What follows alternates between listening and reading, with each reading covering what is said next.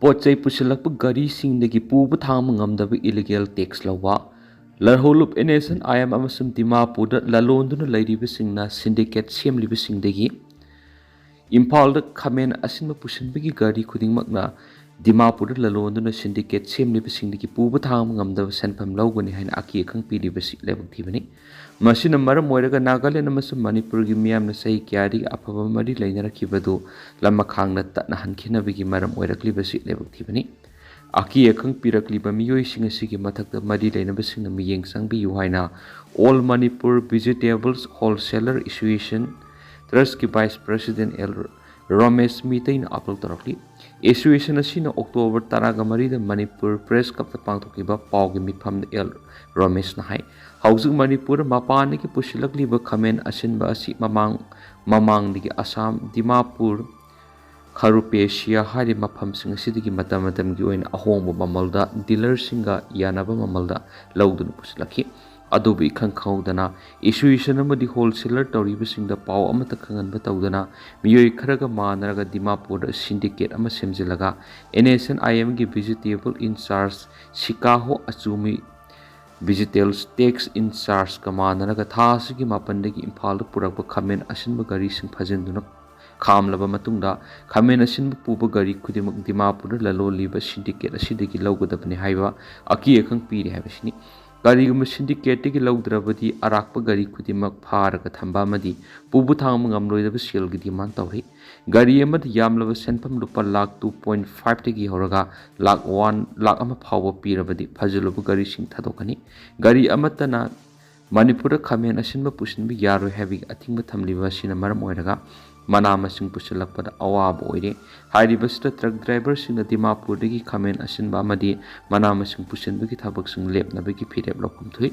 Manipur gi lawi miyamna puthokliba manamasing leiraga hingba yai mapalam dagi manamasing haira nga yerumna singba pusilaktrabadi hingba ngamloi haibagi mipaiba leiriba sing thadoktuna subu nombi gi hainabi work culture thamduna nomi gi hingba tangai phadana sangdraba yadraba polam sing marang kaina puthokna bohona gadabani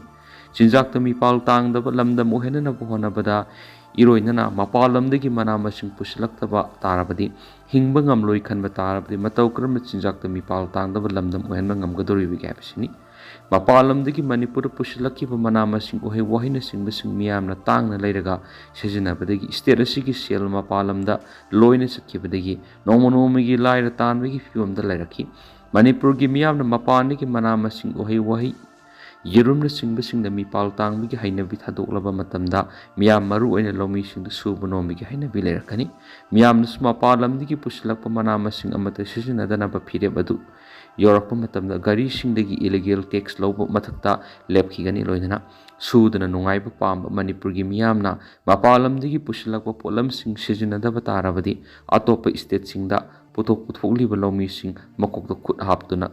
khaknarakani khangnarakani phibamasi leiraklaba Manipur gi suri nomli belomi sing khaktanatana miyamna iramdam gi pothokna hingma ngamjanaba hotnaba matoktai mapalamda puthokpa polam singda makhal kya gi chemical yansenba mamal hengan lauduna I supagi thabak sathariba madi pochai pusilakpa gari singdagi puba thangma ngamdaba illegal tax lawba thingna bohonaba matoktai mapalamdagi manamasing khamen asinbana singbu pusilakpa gari singdagi puba thangma ngamdaba illegal tax lawbagi awaba mayoknaribasi kohonnaba pusilakpa leptana iramdamgi pothokna hingna bohonarabadi culture lehenba ngamgani haiba kangla pawgi editorial memna thamjari Bangladesh ta air pollution pung khudingi angang anigi mayada city study malemgi oina developed countries singi angang singasi pollution gi oina kudung thibigi sang asi developed nation singa sangdamna brasada maudraga mari hena wangnali English singa niga kunga mathoida Bangladesh khakta air pollution amaram oiraga sahi manga gi makhada liba angang lising taraka mapan gi matakta sikhi Bangladesh ta air pollution pung khudingi angang anigi mayada si haina International Research Group Zero Carbon Analysis ZCK gi report aman hairi haukiba yum sakaisa numita publish tawkiba scriptural dependencies disproportionate childhood health burdens from air pollution haina mingthonba report amagi matungina air pollution asi Bangladesh ta leiriba angang singi health ki oina di khwaidi akiba moire air pollution maram oiraga laiba adugi angang gi health ta khudong thiningai kya asi lakshinabagi damak akanba law ama matok tari afaba thaknaba chanaba isingi damakta pollution yaudaba lu nanba hawa nungsit mathok tai Bangladesh ta leiriba brickfield coal power plant yumgi sak thongbagi tholakpa maikhu sing amasum engine panba gari sing dagi tholakpa hu chelaba maikhu sing aduna Bangladesh ta air pollution gi asoba crisis ama oiri Asia country sing gi manungda Bangladesh asi cooking technology sing clean oibigi sang asi yamna namely uwa mai thaba sasangi mathi kanghanduna mai thaba masum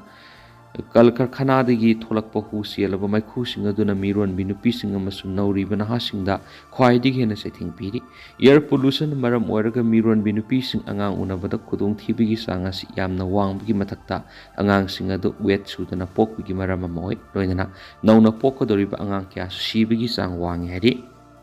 Manipur Myanmar border sambal khaba sa tharaglabadi apapata daita masana pujagadabani village sipsing